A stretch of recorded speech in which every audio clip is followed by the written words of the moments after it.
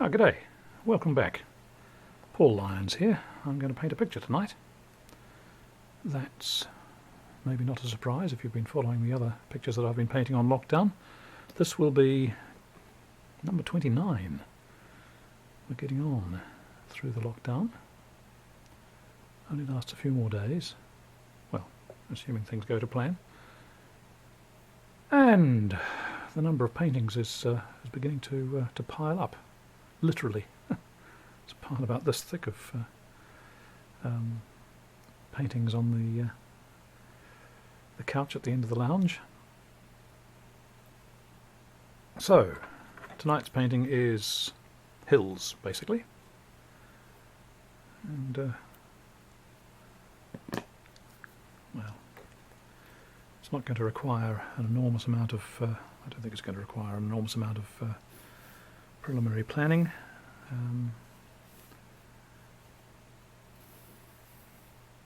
These hills are in sunlight, and there's shadow in this region, so there's a valley coming down there, and then there's a valley coming down here. And this is all in shadow, so this is going to be quite gloomy down towards the bottom of the picture, and then there's various amounts of trees down at the bottom, which will be pretty well black on very, very dark colours. And then there's a range of hills in the background.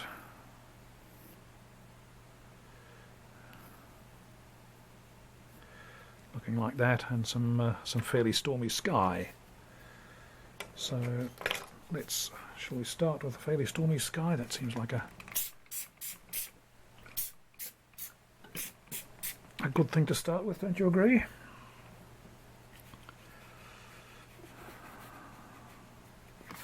And let's turn it over so I can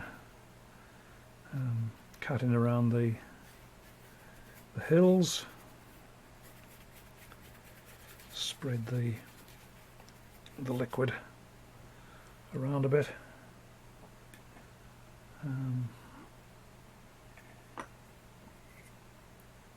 Quite like having a bit of red in my stormy skies.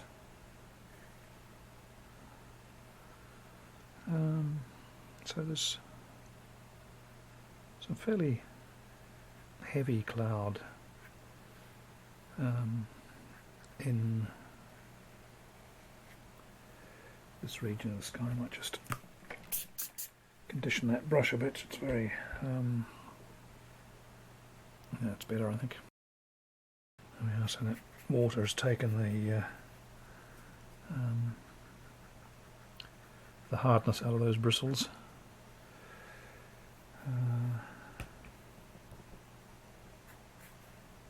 So there's a bit of red going in along with the blue, just to add some excitement to the sky. Gone very blue. I don't actually want it to be blue, I want it to be reasonably colourless, I think. So let's let some of that water come off, taking some paint with it, and that let's take that up to there as well. Streaky sky.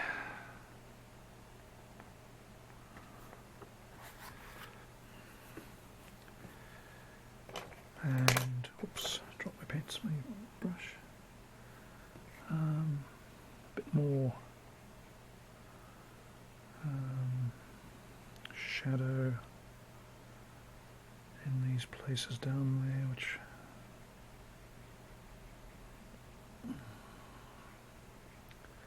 are at the bottoms of clouds.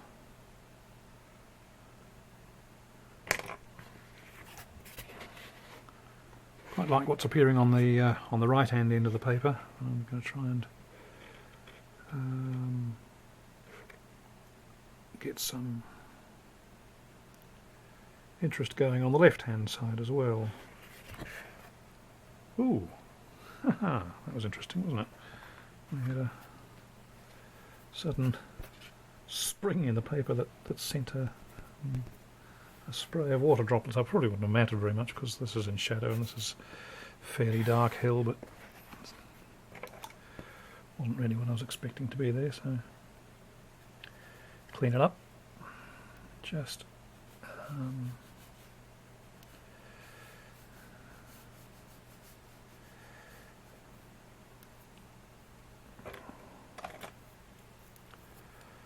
do a bit of cleaning up of some of the slightly lighter areas in the cloud. Although, should we do it with water rather than getting these hard edges that a brush is producing? Let's produce the shape of the clouds by spraying them out.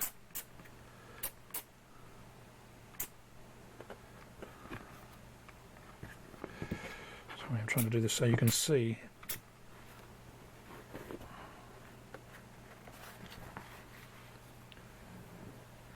So that gives us some sort of cloudiness. I'm not sure about this line here versus that line there. Let's try and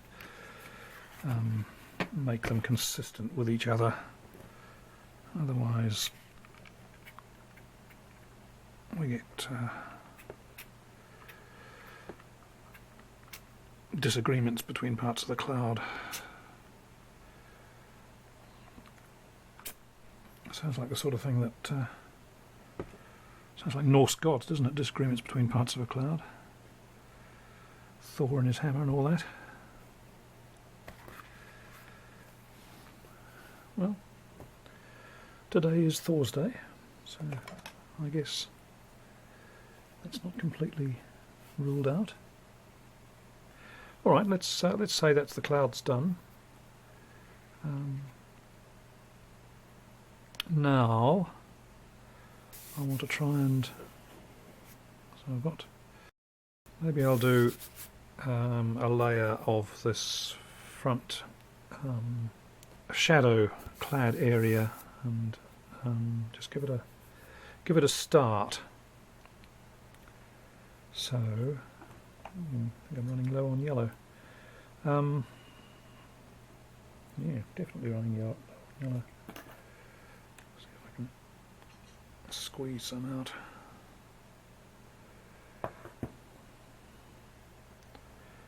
Keep us going for a few minutes. So let's may have to make some more yellow up before I'm finish this painting. Yellow is mixing up with the gunge on my brush to produce a variety of greens, some of which may and some of which may not suit the colours that I want down here, but we'll deal with that when we come to it. And since this is the edge of a shadow, this is not a clean brush. I really do want a clean brush for doing this.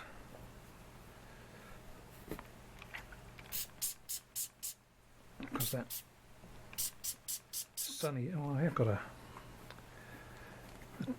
big container of water down here I can wash my brush in, which I don't often have these days. For some reason or other I've stopped using it, but I set one out the other night and I've just forgotten about it. So that hopefully will have taken a bit of the gunge out of the brush that I want to be clean. Yeah, it looks as though it's done a reasonable job. So don't put your hand in the middle of the sky. So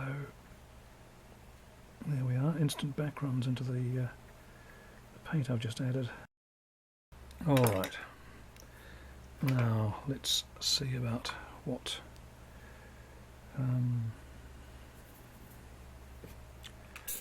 darker colours there might be in that shadowy region, shadowed. So there's a lot of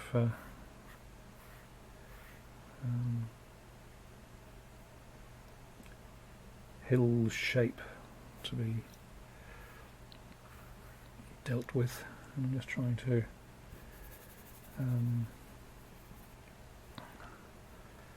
suggest some sort of valley structure in this region without spelling it out in too much detail. Tree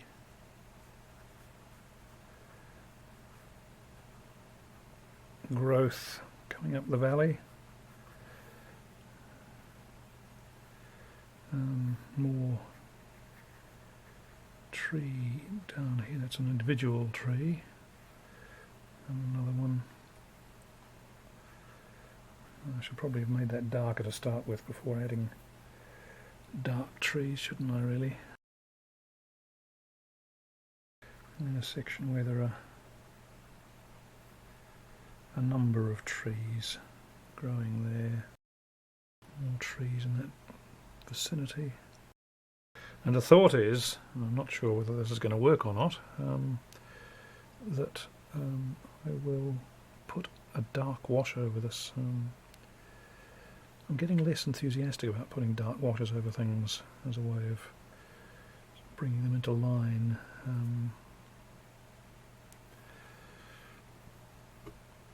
But, well, we'll see.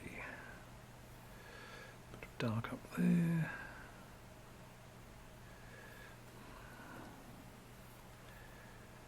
Because when you put dark washes over things, you tend to lose any semblance of detail. It all just goes into a nothing sort of state. Very bland but dark. I suggest some variation there. Let's leave that. Let's leave that to dry. So I'll come back to you in 10 minutes or so when it's dry and it's all gone. Much paler than this. Righto, we're back again. This is dry and considerably less intense in colour. So now I'm going to start putting in the sunlit area, which is this section at the top here. So trying to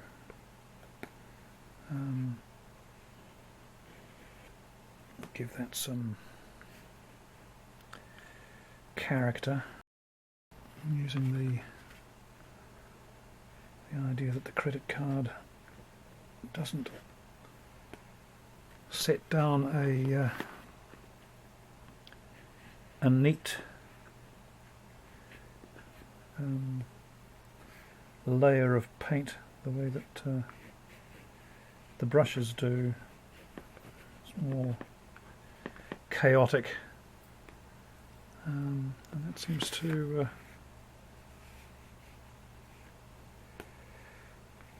just add a little bit of vim, if that's the right word, to the painting.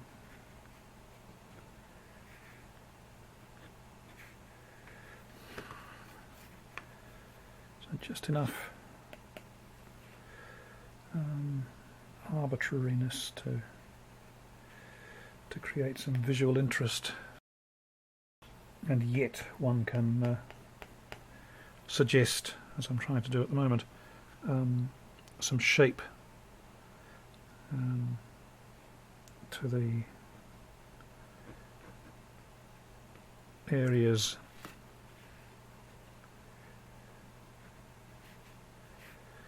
that are being delimited, de-somethinged. I don't really want a funny white area over there, so I think I'll go back to the other technique and just add a bit of paint with my brush to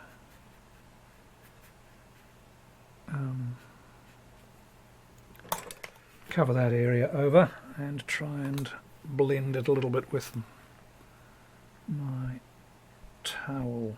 That seems to be more or less doing that. Okay, I'm not too displeased with that. Well, it hasn't come down as far as I want it to into the shadows.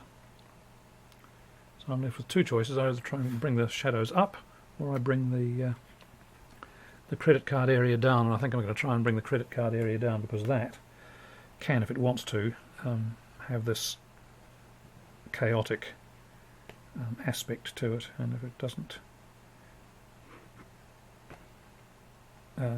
seem as neat and tidy, well, I think the eye will go with that. And do I want to take it down to there as well? Maybe I do. And I have to be aware that I'm running low on this yellow paint, so try and spread the sunlit area down. I think I'll just leave that there as an area where the ground is has a different appearance. Just kind of, yeah, it's not too bad. And let's give some shape to that.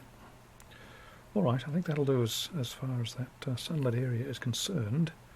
And now, therefore, I can start trying to think more about this dark area, which is really the thing that's troubling me in terms of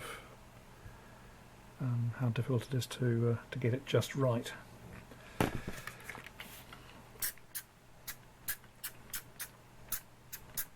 Maybe we go for the credit card for that as well, do you think? Yes, yes, I hear you say. Go for the credit card as well. All right, since you insist. So credit carding over areas that are partly sprayed with water, so we're going to get some sort of variation caused by that. Let's try, see if we can squeeze a few more drops of yellow out of the bottle. Oh yes, there we go. It's very wet, and perhaps, yeah.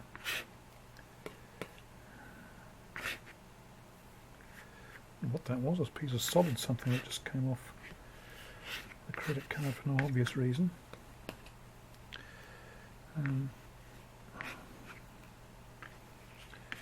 Sometimes think that I should try using a silicone squeegee, that it might not be quite as hard an edge as the credit card. So I've got this paint spreader thing, which I think is probably made for oil paints. It might be acrylics, and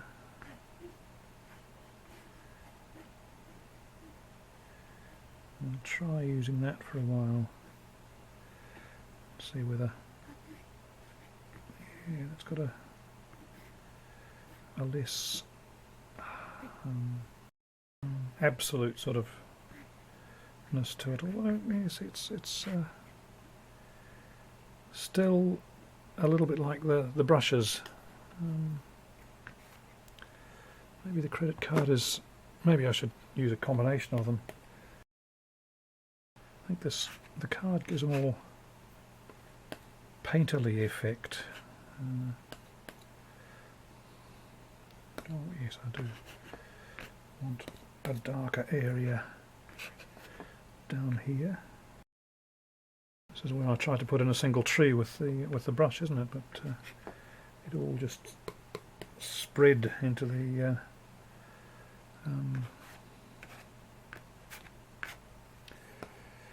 surrounding wet area. Don't know what colour I've just picked up. It's just a sort of dark area on the palette. Might be burnt umber, which is, yeah, I think it is. No bad thing. Watching a YouTube video last night about mistakes that painters make, or something of that sort. You must never have black on your palette, they said. Oh well. I'll be doing the wrong thing for some time now. Decide if I'm doing it wrong. Don't tell me. Let me go on in my ignorance. Kind of liking that. Don't like that bit up in the corner there, which is where I had a lot of water. So let's try to strengthen that. Oh, it's still got a lot of water in, hasn't it? So let's remove some. See if we can strengthen it. That was the idea, wasn't it? There's an English painter who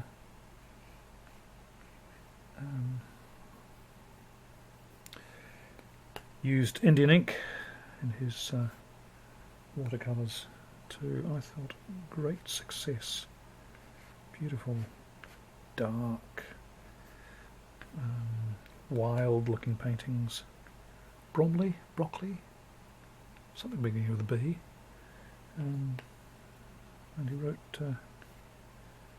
at least one book about his technique, which he didn't really describe in great detail, unfortunately. And his daughter has also continued the same general style. As I say, I've just forgotten the name. It's not a lot of help, is it? Sorry. Okay, so now let's put in some background hills.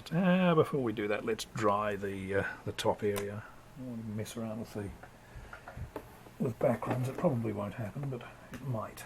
I don't want to ruin this. Okay, here I am back with you again. I was talking about a painter whose work I enjoyed. The gentleman's name is John Blockley. Not Bromley, but Blockley. He's an English painter. And he produces these amazing dark paintings, but they're not dark in the sense that they've all gone black. There's this texture and colour and variation, and I think they're just wonderful. This was the one I'd bookmarked. Very rough looking countryside. Anyway, that's one painter I admire. Have a look at a New Zealand painter by the name of Adrian Pavelka as well. She's got amazing wet into wet paintings. They're just absolutely gorgeous. All right. So what was I going to do next? It was the area up here, I think, wasn't it? Well, obviously it's the area up there. It's the area I'm left to do some preliminary work on. So what colour have I got on this brush? It's not affected enormously by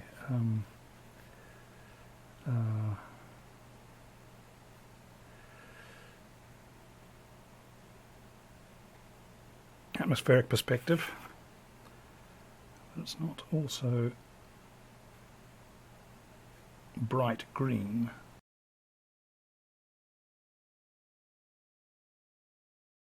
So I'm trying to pick up two colours on the brush so that if I turn it round I can just do another stroke and get a different line going into those hills without having to do a huge amount of explicit detail. That sort of differential drying up there is giving me a bit of texture, but I don't know about this large amount of water that's running down the valley.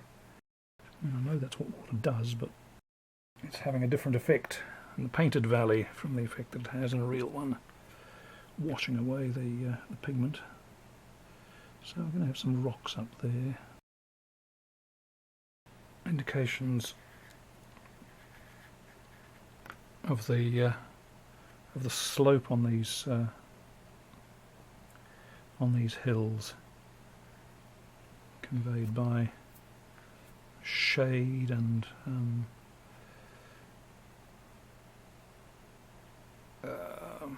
trees growing in the watercourses. Kind of feeling as though I should stop about this point.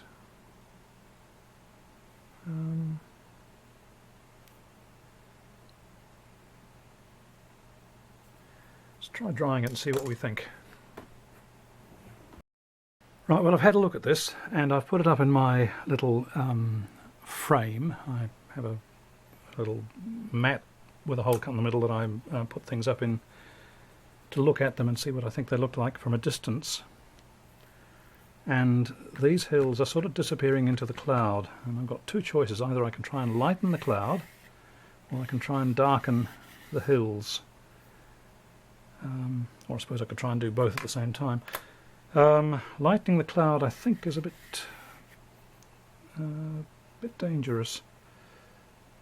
Or I suppose I could really darken the cloud even more, but I think that's probably taking it too far.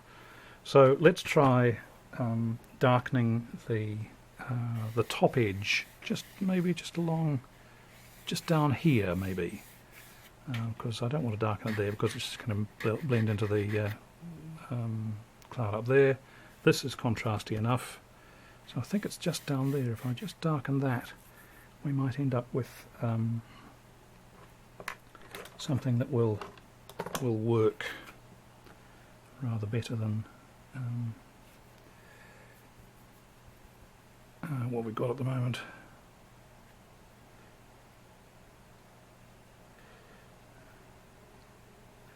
So I don't want it to come all the way down there. I suppose it could come all the way down there, but I don't think it's doing any. It's not necessary because the darkness of the hills against this sunlit area is perfectly fine. It doesn't need any more darkening. So let's just see how that looks from a distance. Maybe a bit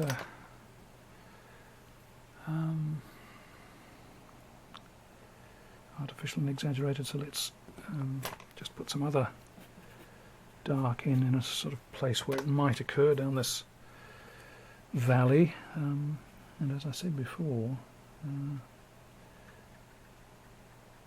we might have some rocks. I think we'll try that. Excuse me, I'll just hold this up at an arm's length from me so it'll disappear from your view, but I'll be able to see it. Yeah.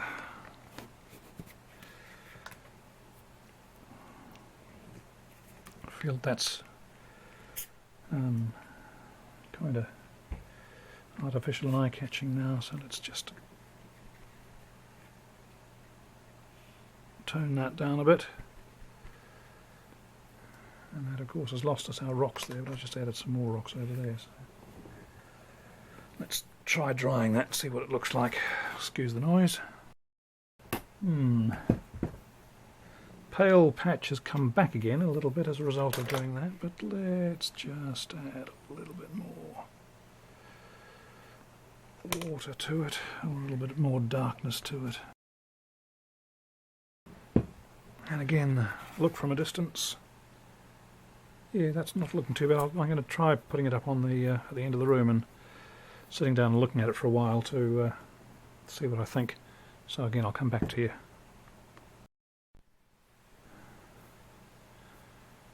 Right, well, I've had a look at this down at the other end of the room, and although from here the distinction between the hills and the clouds behind them is very clear, from the other end of the room it's still not.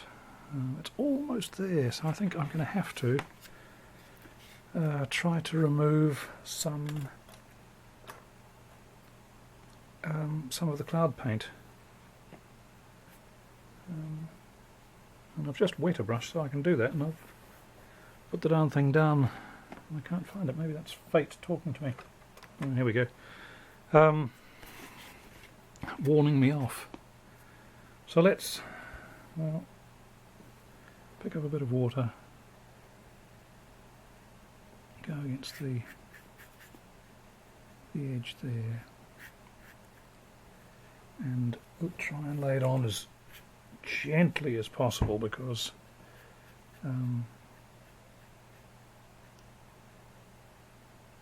you'll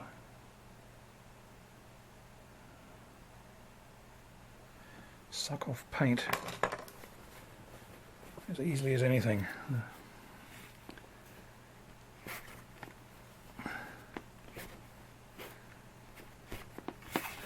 So I'm trying to balance the fact that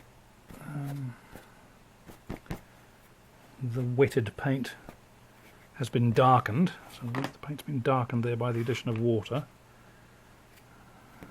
versus the amount of lightness I'm producing by doing this wiping off. So let's just do that, and again I'll take it away and look at it from a distance and see what I think. I'm looking at the image in the camera monitor. It looks as though it might have done enough, but I'll look at it from the other end of the room and come back to you.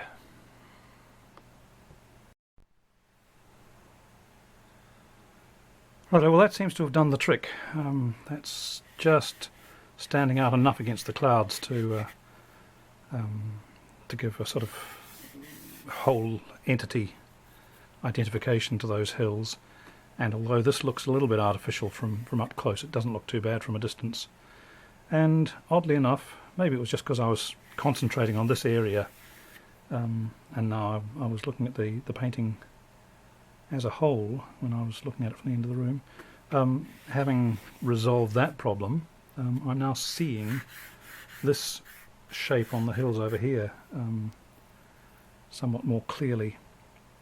It seems slightly odd that this should spring into consciousness as a result of changing something over there, but it did seem to. And yeah, I'm not too displeased with this. It's got a very painterly feel. It looks sort of it doesn't look like a watercolour, does it? I mean, the sky does, but the rest of it has more of a sort of acrylic-y, oil paintery feel to it, which is interesting. Most of my paintings are very obviously watercolours, but this one not quite so obviously so. Alright, that was actually quite quick as paintings go, and comparatively low anxiety, aside from this the worry about messing that up. Otherwise it's all worked out not too badly. So thank you for your company this evening, and we'll see you for number 30. Good night.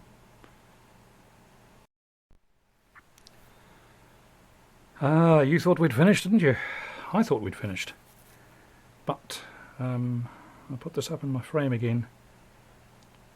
I looked at it for a while. I thought, no, this section here is taking the eye right out of the edge of the picture.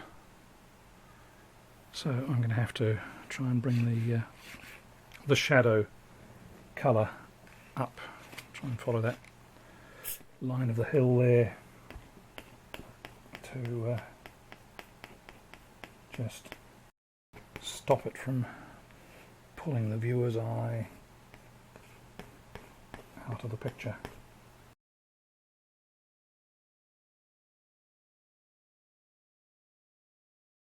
Alright, I think that'll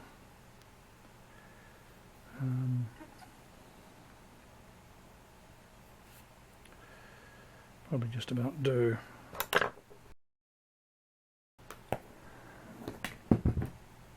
And I think if I haven't fixed it, I should probably stop anyway, otherwise I'm going to destroy the painting.